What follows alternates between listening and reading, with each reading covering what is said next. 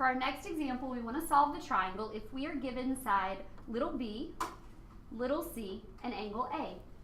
Little b measures 12.9 meters, angle A is 42.3 degrees, and little c is 15.4 meters.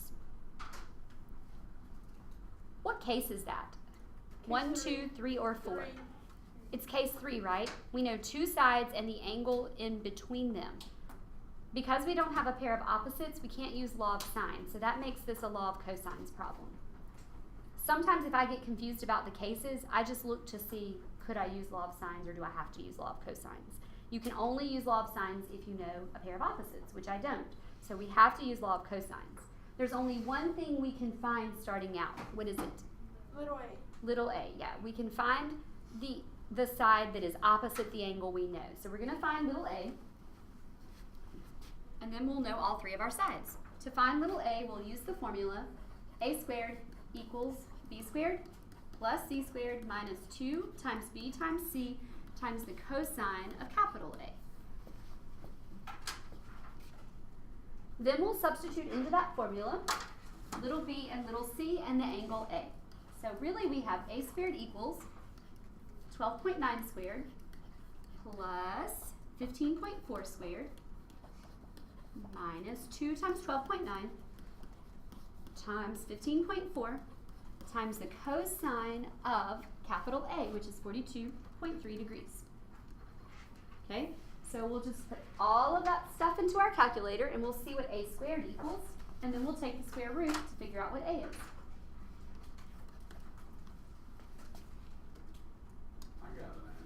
Did you get 109.6997733?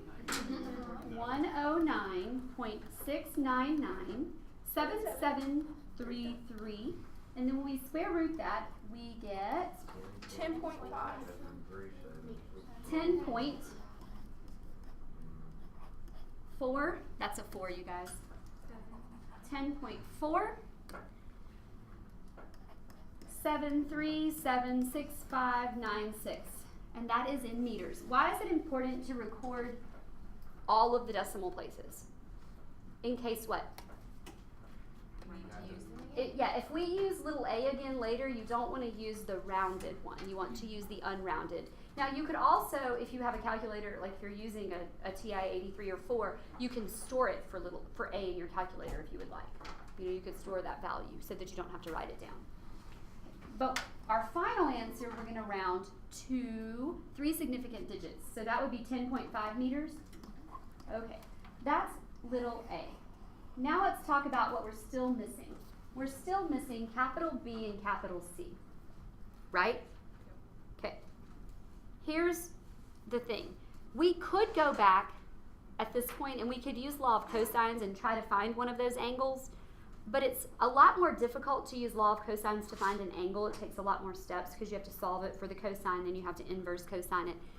So at this point, most people recommend finding the other two missings by using law of sines, okay? Now the problem with law of sines when you're solving for an angle is that's the ambiguous case. So that we don't have to worry about ambiguity, the only angle that could be ambiguous is the largest. Do you guys understand that? That's the only one that could be ambiguous. It's not going to be the smaller two. It's only the large one that's going to have ambiguity because that's the only one that has the possibility of being in quadrant 2. Make sense? Okay, so if you use law of sines and you have a choice, always use law of sines on the smaller of the two angles. Well, for this problem, we know that this side length is 10.4737659 meters when it's unrounded. So we know this one is 15.4 and this one is 12.9. What's going to be my largest angle? C. It has to be capital C because it's my longest side. Don't use law of sines on that. If you know which one's smaller, always use the smaller because it avoids ambiguity. So we're going to use law of sines now to find angle B, because we know it can't be obtuse. Okay, so we're going to stack B over sine of B. And we're going to set it equal to the pair of opposites that we know. And in this case, now that we know little a, That will be a over sine of a. And then I'm going to use that to solve for capital B. So let's substitute what we know. 12.9 over sine of capital B must equal little a, and remember to use the unrounded, divided by the sine of capital A. And then we'll cross multiply, isolate sine of B, and solve for B. So when we cross multiply, we have the 10.47376596 times the sine of B must equal 12.9 times the sine of 42.3. Are you guys following along? Yes? I haven't lost anyone? Okay. Now we divide both sides by the 10.47376596. And that will tell us what sine of capital B is. Does anyone have that answer yet? 0.8.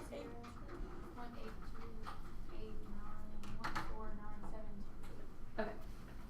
0.82891497.3. Okay. That's what the sine of B is. Is that possible? Can we have a sine that's 0.8 something? Yes. Yes, definitely. And we don't have to, we could technically have one in quadrant 1 and quadrant 2, but because we know this isn't our largest angle, it can't come out of quadrant 2. So we'll just use the quadrant 1, we'll inverse sine that, and what will we get? To 3 significant digits, please. 56.0 degrees? Okay. Now I could use law of sines again to find the third angle, but why would I? What would I I have no words. What would be the smartest thing to do? Yeah, just subtract from 180 and we don't have to worry about ambiguity. So we know that angle C is going to equal 180 degrees minus the other two. And what is angle C? 81.7 degrees. 81.7 degrees? Excellent. Okay, so let's take a look at it. That's my largest angle, and it is across from my longest side, so that makes sense. And if you wanted to check it, you could stack a couple of the sides over the sine of their opposite angle and check the law of sines and make sure that it works.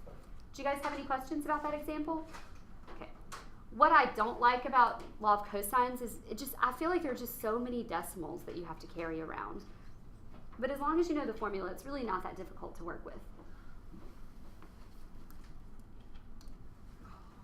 Okay, so before we move on to the next example, just remember that we had a choice. We could have found angle C before we found angle B. But if we had used the law of sines to find C rather than B, we would have had to worry about ambiguity. And guys, anytime you're using law of sines to find an angle, that places you in that case 2 situation. It's because you're trying to find the angle and you don't know whether the angle is in quadrant 1 or quadrant 2. Because C is your largest angle, there's a possibility that it could be obtuse. So it could have been 81.7 or 98.3. We wouldn't have known until we tried it. Now, if we had done it that way and we had tried it both ways, the second option wouldn't have worked. Does that make sense? Okay, so it has to uniquely be 81.7. It would have been one of those cases where only the first triangle worked, but we still would have had to waste time checking it. So because of that, if you have a choice and you're trying to use law of sines to find an angle, always use it on the smaller of the two. Okay. So here's our first example where we know all 3 sides. We'll take a break after this one. We have triangle ABC. We know that little a is 9.47 feet, little b is 15.9 feet, and little c is 21.1 feet.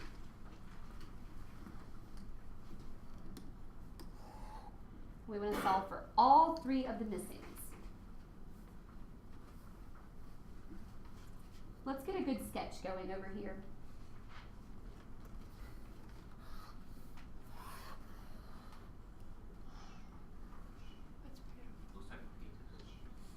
That'd be good right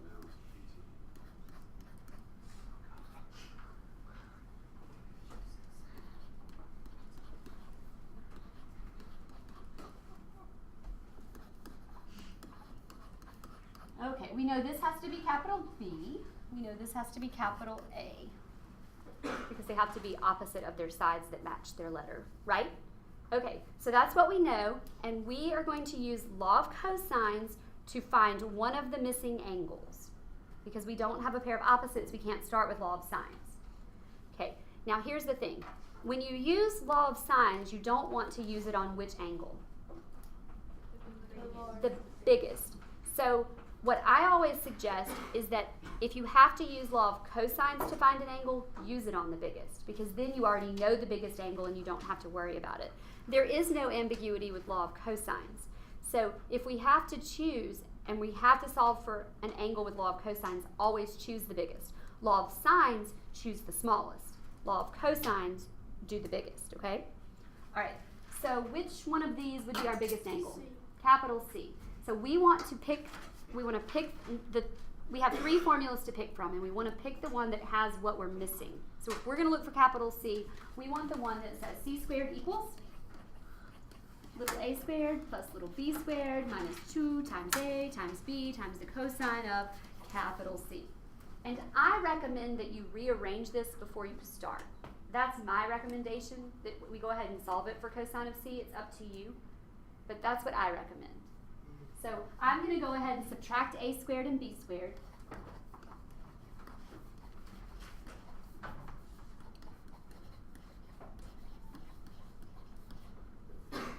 And then divide both sides by negative 2ab.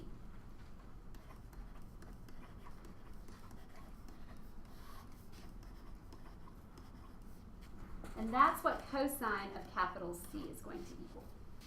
Then we're just going to substitute our numbers in.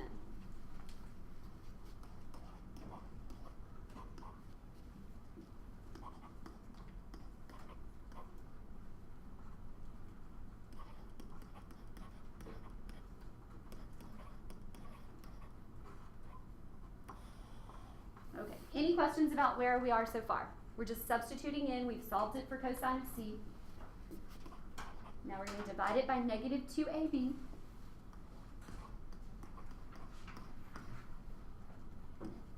Just be careful that you get all of your numbers in the right spot. The spots do matter in this, so make sure that you get them in the right spot.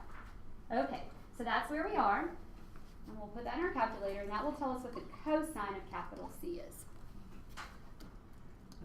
Okay, so when I put all of that in my calculator, I got negative 0.3410940208.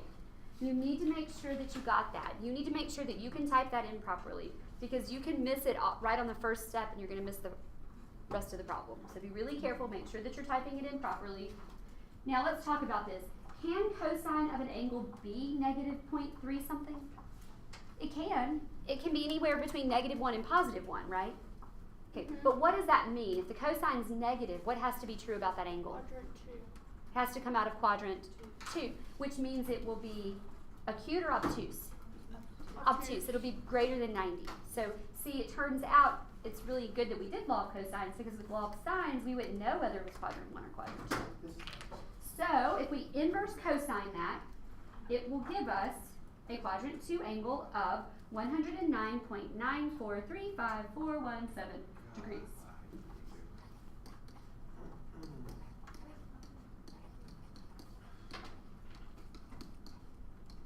Okay. Now what? 5. How many significant digits? 3, so that would really be 110 decimal. No, we don't have sign. Okay. But remember that when you're using that angle, if we're going to use that angle again, remember not to use the rounded, use the unrounded. Will it be off by that much? It could be. It won't be too bad, but there would be some error there. So always use the unrounded if you're going to use it. Now that we know a pair of opposites, we know big C and little c, could we move to law of sines now? Yes. Is that okay? If you want to, you could do law of cosines again, but I just feel like you're more likely to go wrong there. Okay, so with law of sines, always choose the smaller of the 2 angles. Even though technically in this case it doesn't matter, we already know the biggest angle, train yourself that if you get a choice with law of sines, do the smaller of the 2. So which angle is going to be my smallest? A. A. So let's solve for A next. So we have A over sine of A, and we are going to set that equal to C over sine of C, now that we know capital C. So we have 9.47 divided by the sine of the missing angle A must equal 21.1 divided by sine of this angle that we just got over here. And you want to use the unrounded.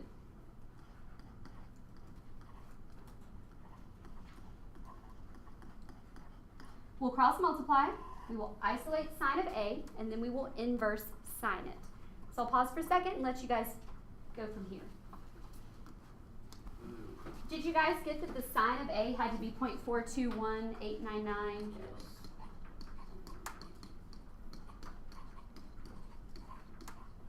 3547. And then you inversed it, and what did you get?